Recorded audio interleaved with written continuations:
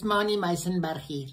Hoorie, maar baie van julle het seker nou 'n lekker spesiale vakansiedag gehad in die week wat verby is met Vrouedag. Ons is dankbaar vir al die spesiale vroue wat die Here vir ons gegee het. Maar as die vakansiedag nou verby is, dan is hy verby. Ons kan hom nie weer geniet nie, né? Wat klaar is klaar.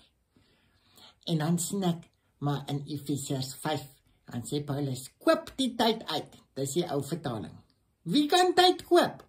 Niemand kan tyd koop nie. As dit klaar is dit klaar. Maar hy sê eintlik, hoor jy so, partykeer kry jy 'n special in die winkel en dan moet jy dit koop, né? Jy moet die beste maak met jou geld, jy moet dit nie mors nie. Hy sê, moenie jou tyd mors nie. En het julle geweet, in Afrikaans sê ons net tyd. Ons het net een woord, tyd, en klaar.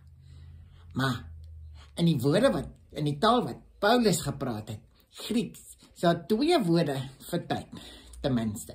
Die een is Chronos, dis eintlik maar wat ons gewoonlik bedoel met tyd, en dan is daar nog 'n Kairos, dit beteken die spesiale regte oomblik, die spesiale regte tyd.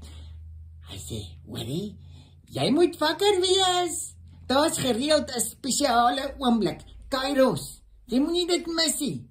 Wat beteken dit vir Christene? Hy sê, kyk uit, daar's kort spesiale oomblikke, en jy moet daai oomblik nie laat verbygaan nie.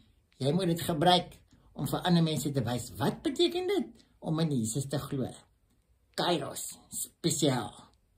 Nou toe, hierdie is 'n Kairos oomblik van ons, almal in Suid-Afrika en in die wêreld. Kom ons wys vir mense, wat beteken dit om in Jesus te glo?